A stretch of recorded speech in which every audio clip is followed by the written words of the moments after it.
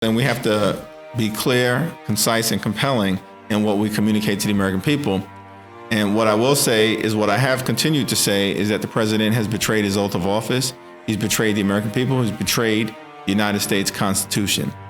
And until he presents some exculpatory evidence to the contrary, which appears to be non-existent, because the more that we learn, the worse that it gets for Donald Trump, then we're going to continue to proceed with the seriousness and solemnity that is required in this particular instance.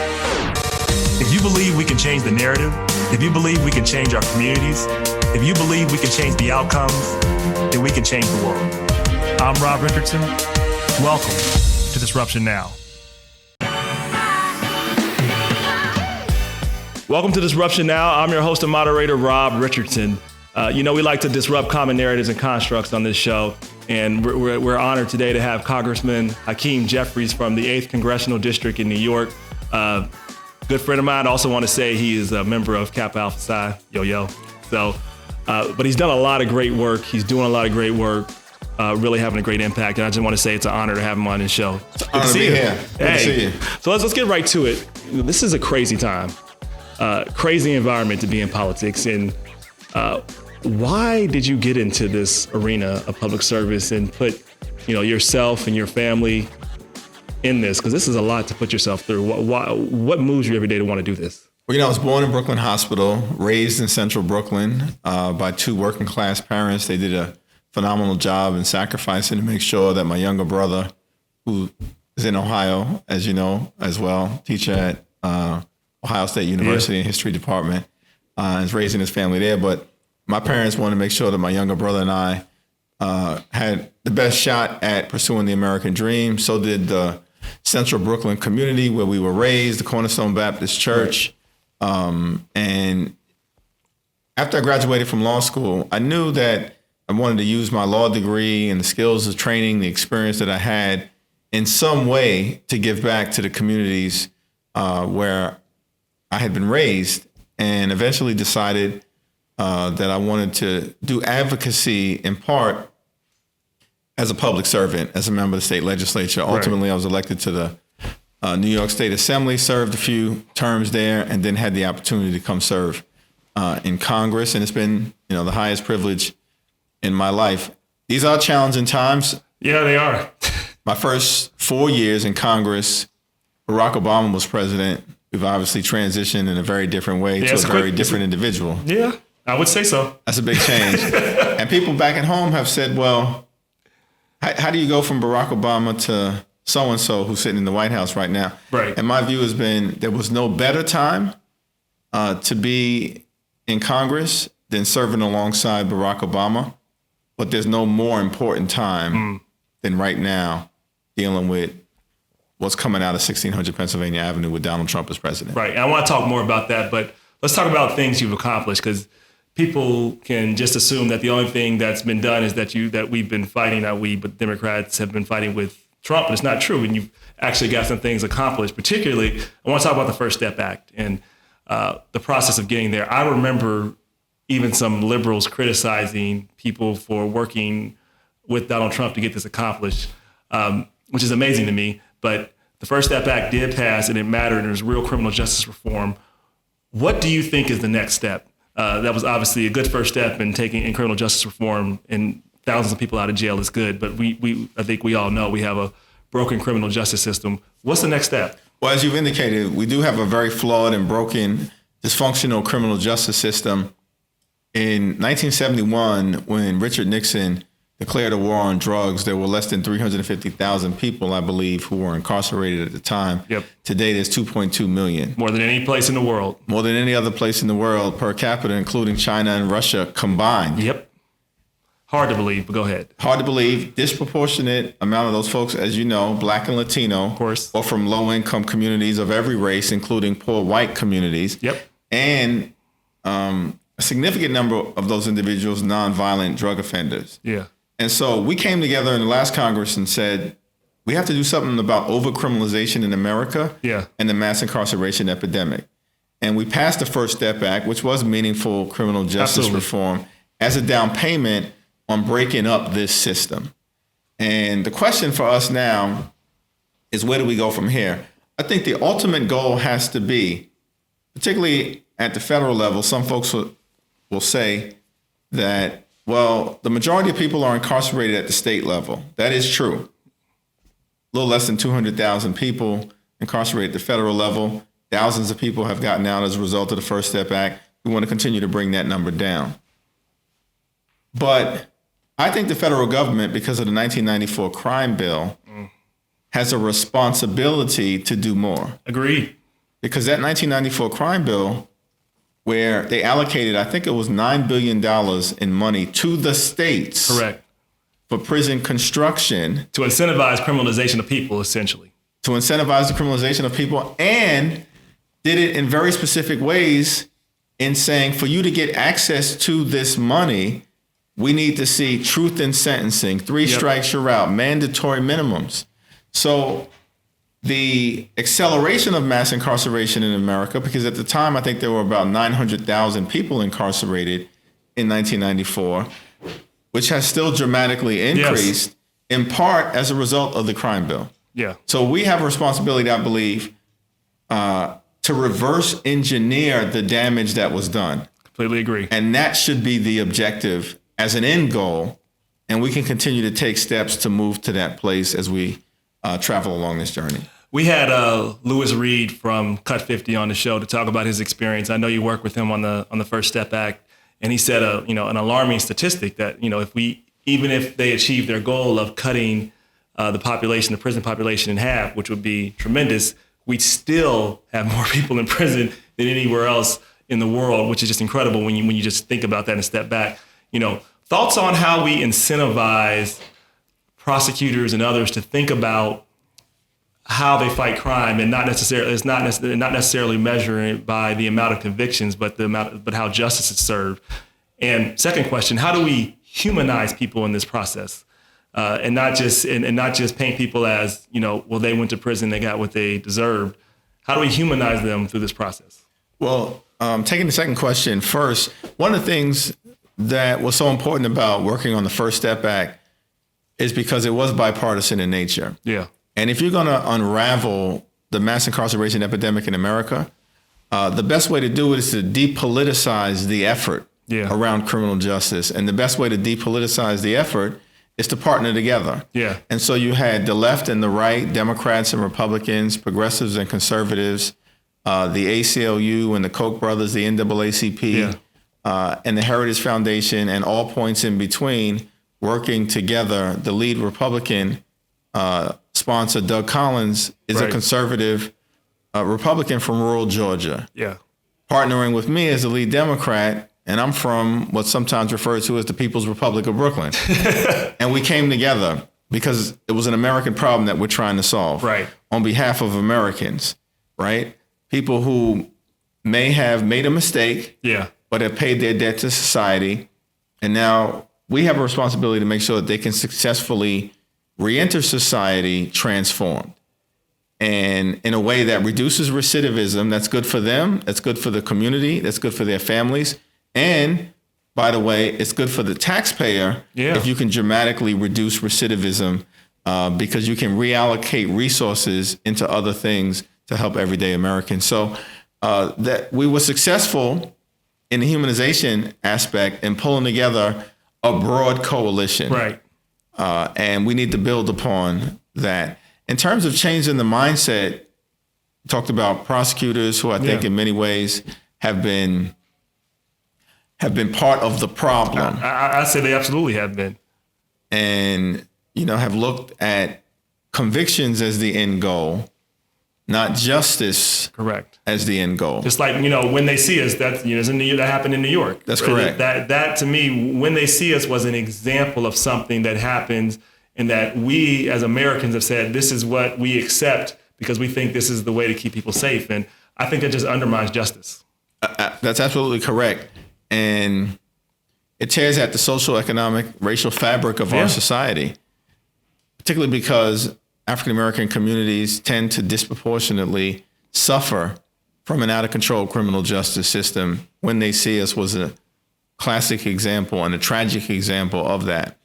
I think there's a lot of literature now, and many police departments that have been blessed with leaders who are trying to move those departments in a more progressive direction, as well as the emergence of the progressive prosecutor phenomenon, have begun to conclude that there's a difference between a warrior mentality and a guardian mentality.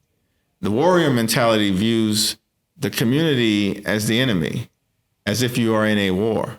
Right. And there you have dehumanization take place. The guardian mentality views the community as an asset to be protected and hugged and loved. And absent the dehumanization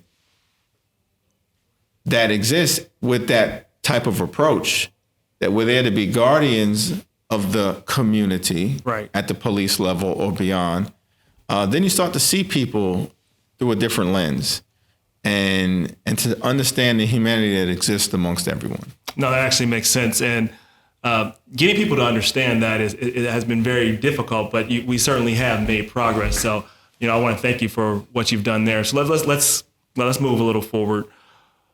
Can you think of a time when you actually failed in it doesn't have to be Congress, it can be in life, and what you learned from that? Because I think people see you now, they see a successful congressman who's, I think he's going to be Speaker of the House at one point. He's not going to say it, but I'll say it for him. But you've had success, but I think people think this is instant. Talk about, some struggles you had to get here, and maybe one lesson that comes out in your mind and what you learned from that to make you a better leader now. Yeah, no, it's a great question. And I think that if you look at almost every field of human endeavor, the people who have reached the height of success across the board in almost every instance have experienced disappointment, or what some may characterize as professional failure. But you don't ever really see that. No. You just see when they're able to achieve some measure of success. Exactly. But, my journey, for instance, when I decided to make the transition from practicing attorney to candidate, hopefully public servant, was filled with disappointment. Yeah. As I started to make that transition. I ran for the New York State Assembly twice against a very powerful incumbent in central Brooklyn and lost twice. Wow. And at a certain point, I'm sure, there were folks around who were saying, well, maybe this public service thing ain't for you, right? Yeah. And it's hard losing. I've lost twice too, so it's never a fun experience. Losing is not a fun experience, though a lot of us have lost, including, by the way, Barack Obama having lost his first congressional race and Bill Clinton having lost his first congressional race. What you can learn from that, and they're widely regarded as two of the greatest political talents, perhaps, of the last 50 or so years in America, both of whom achieved success at the highest level in terms of becoming president and leader of the free world. They were both knocked down on the ground. Winston Churchill once said that in life, success is not final, failure is not fatal. All that matters is the courage to continue. Yeah. Now, I put it a different way. A knockdown is different than a knockout. You might call that the Hakeem Jeffries remix. All right, we'll call it that. Right? And I've said almost everybody gets knocked down. Yeah. I've been knocked down in a variety of ways, including losing twice for an assembly seat. But you have to learn from the knockdown, have the perseverance and the wherewithal to pick yourself up, as so many others have done, including those whose shoulders we stand on, our ancestors, went through tremendous adversity, but worked their way through it. We can as well. Pick yourself up, keep moving forward, and ultimately work toward achieving your dream. And you look at people who've achieved success at almost every level. Oprah Winfrey and Michael Jordan come to mind. There was adversity in their journeys. Yeah, there's a lot of it. And these are phenomenally accomplished and talented individuals. If they can experience failure, any of us can experience failure and challenge, learn from it, the knockdown being different than a knockout. So impeachment, I want to talk a little bit about that. It's, speaking of challenging times, I want to talk a lot about that actually. We just had the diplomat appointed by President Trump, if I'm correct, Bill Taylor, essentially testified that, there was a quid pro quo, or there was money conditioned upon money going to Ukraine, that Ukraine would do what Trump wants in terms of investigating his political opponents, which is clear to us that I think he's betraying our nation. I think he's a traitor by even doing that, because it's advancing the interests of not America, but it's advancing the interests of Russia. What case are we going to make to the American people that this is a clear and present threat to, it's not about politics. This is a clear and present threat to the principles of America. How do we make that case right now so they can make it clear that this is not about politics? Because I don't think it is. You're absolutely right. It's not about politics. We didn't come to Congress to impeach a president. We came to Congress to get things done on behalf of everyday Americans and those with privilege to represent. We have arrived at this place because of the president's own conduct. He betrayed his oath of office. He abused his power. He undermined our national security by pressuring a foreign government to target an American citizen for political gain. Yeah. And at the same time withhold, in an irresponsible fashion, $391 million in military and economic assistance to Ukraine to put them under duress as part of a high pressure tactic to get them to effectively interfere in the 2020 election. Yeah.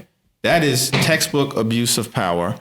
And the evidence of wrongdoing is hiding in plain sight. You have... He admitted it. He's admitted it. He just said the rough transcript, right, of his own words and the call on July 25th. Said it. Mark Mulvaney said it. Mick Mulvaney has acknowledged that was basically a confession. It was. We did it, and he basically said, get over it. Yeah. No, we're not going to get over it. We're going to follow the facts, apply the law, be guided by the Constitution, and present the truth to the American people, no matter where that leads us. Because the House, as an institution, right, we're a separate and co-equal branch of government. We don't work for Donald Trump. We work for the American people. Correct. We don't work for any president, Democrat or Republican. That's what the founders wanted. Yeah. Right. And we have a constitutional responsibility to serve as a check and balance on an out of control executive branch. Yeah.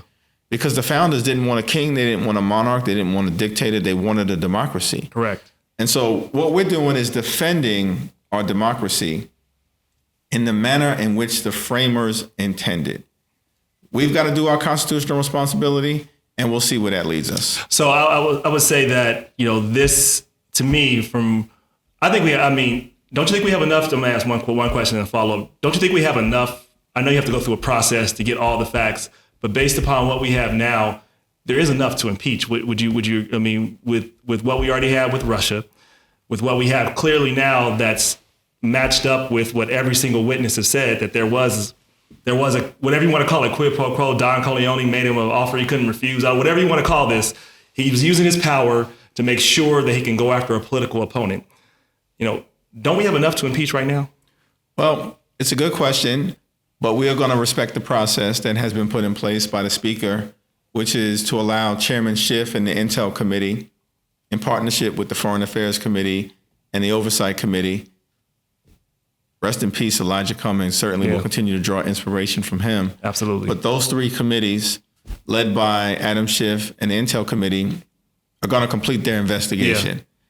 And once they complete their investigation, they're going to make recommendations to the Judiciary Committee as it relates to potential articles of impeachment. Right.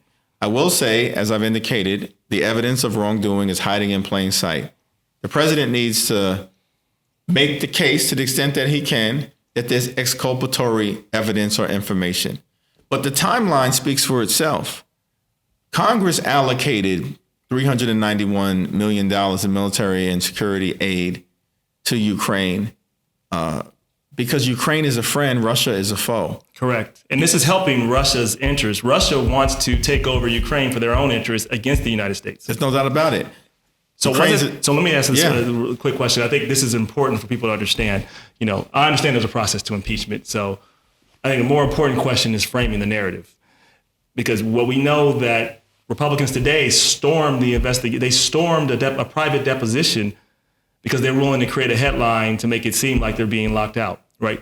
They are willing to go to every extent to frame the narrative. I like to call the people in that party right now cowards and traitors. It depends on which side. There are people that know that this is wrong. They won't speak up. And there are those that are willingly going along with, I believe, what is betraying our nation and putting our security at risk. Can we clearly state that it seems like we have someone who has betrayed our nation, who is a traitor, based upon what we know right now? We haven't gone through the process, but this is in no one's interest but Russia to me. So I can't see how this helps America, whether you're a Democrat, moderate. He is betraying. Can we say that he's betraying our nation? He is a traitor. Because I do think there needs to be some thought about the narrative. I think the facts are on our side. What concerns me is the narrative. That makes sense? That makes sense, absolutely. And we have to be clear, concise, and compelling in what we communicate to the American people.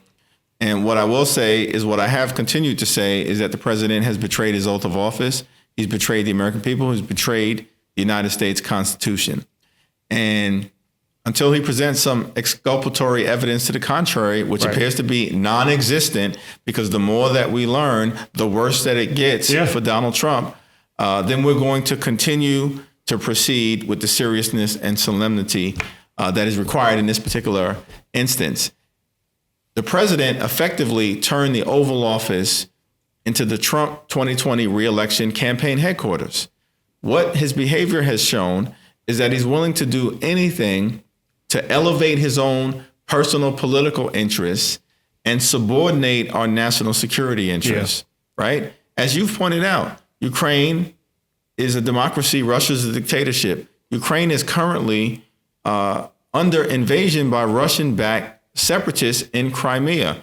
The United States is probably the only thing standing between Vladimir Putin and Ukraine being completely overrun. And in that context, Donald Trump withheld the $391 million in aid that was allocated in a bipartisan way. Mitch McConnell tried to get an answer as to where this money was twice during the summer, and even he couldn't get an answer. Why? Because there is no good one.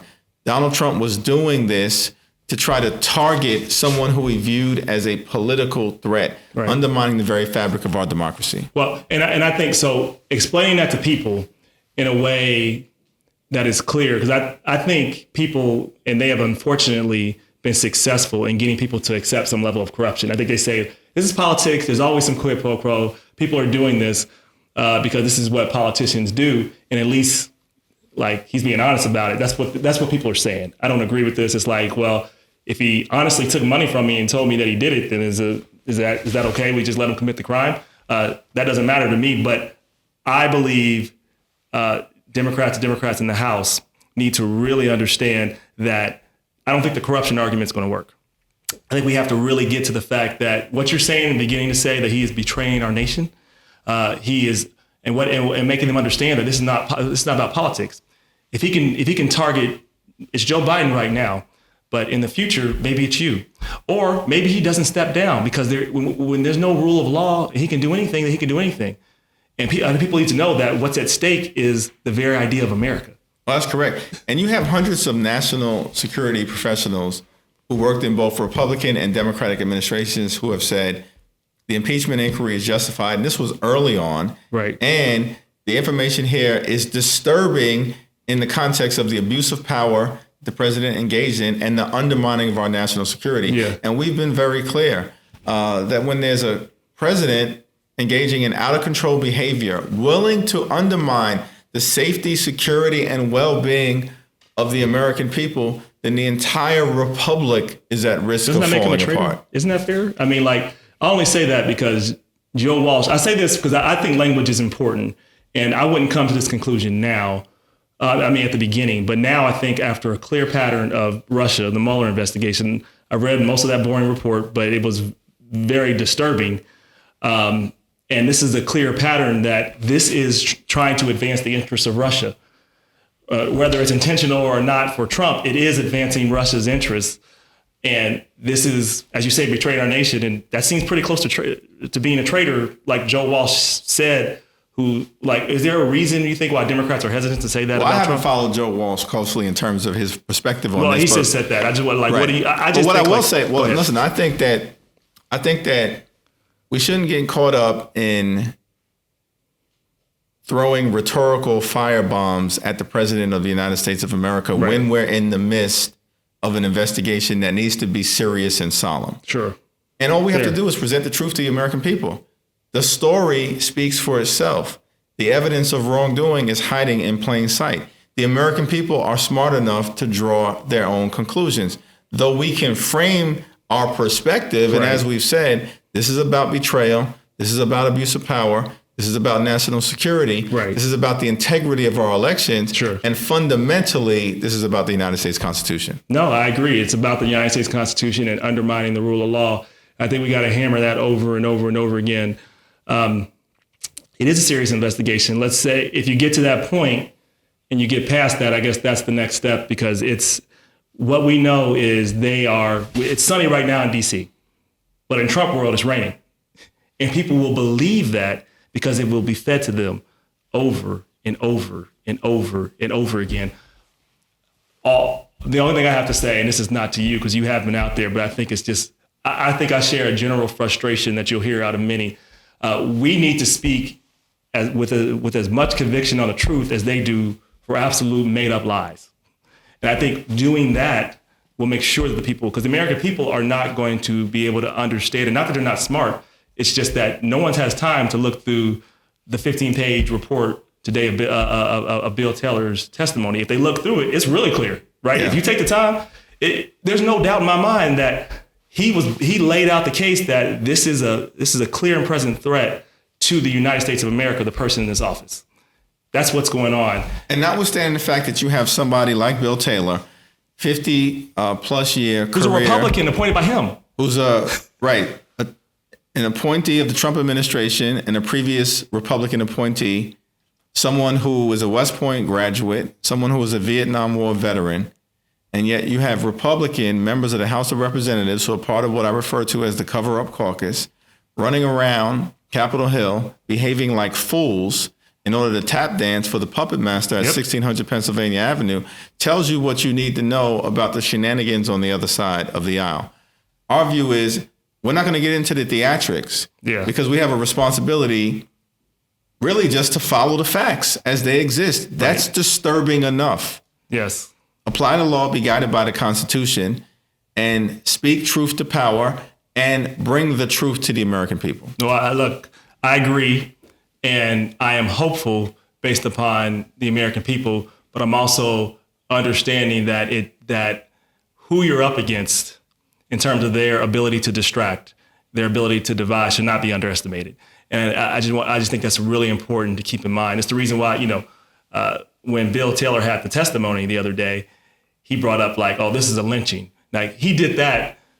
He wanted to say some outrageous statement to get the focus on his crazy statement, so the focus is not on Bill Taylor. I tell people, if you want to know about lynching, go watch Harriet Tubman. If you want to know what's going on right now with Trump, just pay attention to what's going on in Congress. He's trying to cover up for the fact that he is betraying this nation. So I just think we got to be vigilant, because eternal vigilance is the price of freedom. Well, I think that's correct, and I think that what you saw on the Democratic side is that members were appropriately critical of the comparison, because the lynching epidemic in this country is a stain on our society. Absolutely. With thousands of innocent lives, mostly African-American, who were targeted because of the color of their skin, trying to bring to life just the promise of citizenship. Correct. Embedded in the 14th Amendment of the United States Constitution, and were killed as a result of it. Lives ruined, communities ruined, families ruined.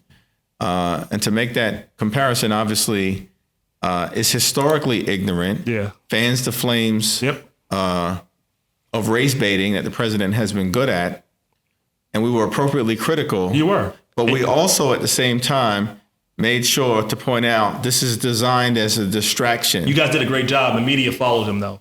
Right. This is what he does. He knows what he's doing, and his goal was to get the media. They went back to what they needed to, but that is our goal, and we have to keep, as you say, reminding people and framing the narrative too. Final two questions, and then I'll let you go. Kind of a couple of legacy questions. You have a committee of 3 people who can advise you. They're living or dead. Who are those 3 people, and why? Well, that's a fascinating statement. Well, I'd say, A. Leon Higginbotham Jr., who was the first Chief Justice of the Third Circuit Court of Appeals, Okay. an African American, and prominent civil rights mind. Many people thought that had Bill Clinton been president when Thurgood Marshall passed away, and been able to make that appointment, that A. Leon Higginbotham Jr. would have been the person to fill that vacancy. Yeah. He was that powerful. So I'd suggest him. He's passed away. Certainly, say my grandmother, Nana. Okay. Why Nana? Well, she had that old-fashioned wisdom. Yeah. She was a woman of limited means, but Well, wise beyond her years. Give me one of her lines you remember from her. Well, when my brother and I were growing up, my younger brother, she would always tell us the story of Cain and Abel. So much so that I don't think my brother and I ever got into a physical altercation. And it was because she had drilled into us the consequences of doing you two brothers, y'all never fought? Never got into a physical altercation. So wait, what are we defining as, like, you guys never grabbed each other and wrestled, or? That is correct. Wow. That's right? amazing. Never got violent with each other. Okay. Now, it's possible on the basketball court there may have been a push or shove every now and then. Oh, there comes this. But in part, it was because of her drilling into us that Cain and Abel story. Right. Other thing she did was fascinating is that, every time my brother and I, when I was growing up, she would say, you and your brother, you're going to graduate from elementary school, then you're going to graduate from middle school, then you're going to graduate from high school, then you're going to go to college. And then after you go to college, you're going to graduate from either law school or business school, go get a PhD. I said, Grandma, we're going to be in school our entire lives. But she drilled into us from her perspective, right, the sense that for you and your brother, Hassan, to succeed, you're going to have to get an education and go above and beyond what might otherwise be expected of someone coming out of Central Brooklyn. And interestingly enough, work twice as hard, get half as much. That's right. And though she was a woman of limited means, recognizing that every time we graduated, starting in elementary school, she would give us $500 in cash. Oh, wow. That's a motivator. Right? Now, that was serious motivation, by the way. Now, I made the mistake of telling that story in front of my two young sons who said, Dad, you've been shortchanging us all these years. Oh, yeah. They want that money now. Right. But that was part of Nano's wisdom as it relates to motivating her two grandsons to achieve as much success as they could achieve. A whole lot of other wisdom that I could share, but that's a good one. What's the third? But certainly her. I'd say it's probably the third person would be someone who I serve with here, and that's John Lewis. Oh, wow. Okay. Is not just sort of the conscience of the Congress in many ways, but the conscience of the country. And we think about John Lewis's life story and how at such a young age, he stood up for what was right, sacrificed, almost lost his life, but continues to believe in the promise of America. Yes. Is phenomenal. It's been an honor to be able to serve with him for my 6.5+ years in Congress. Final question. You have a billboard, or we can make it a Google ad, or just to be a little more modern, that summarizes your belief. It could be a statement. It could be a saying. What does that say and why? Well, I think I would simply say, for us, at the end of the day, right? That everything that I've tried to do as a public servant, that's just 5 words, for us, has really been for the communities that I'm privileged to serve. And that's just the blessing of being able to work on people's behalf. When you come to work, when your vocation is to try to make life better for everyday Americans, for the least, the lost, the left behind, for the communities that send you to Washington to make life better, or to stand up for them. And I think what we certainly on the House Democratic side come to do, we've said our agenda is for the people. Back at home, I'd say it would be for us, right? The district that I represent, the 8th, people in Brooklyn, people in Queens, of every single race, different genders, sexual orientations, religious backgrounds. I have an incredibly diverse district. And I'm just trying to do all that I can to justify the confidence that they've placed in me. Congressman Hakeem Jeffries, appreciate you, brother. Thanks a lot. Yeah.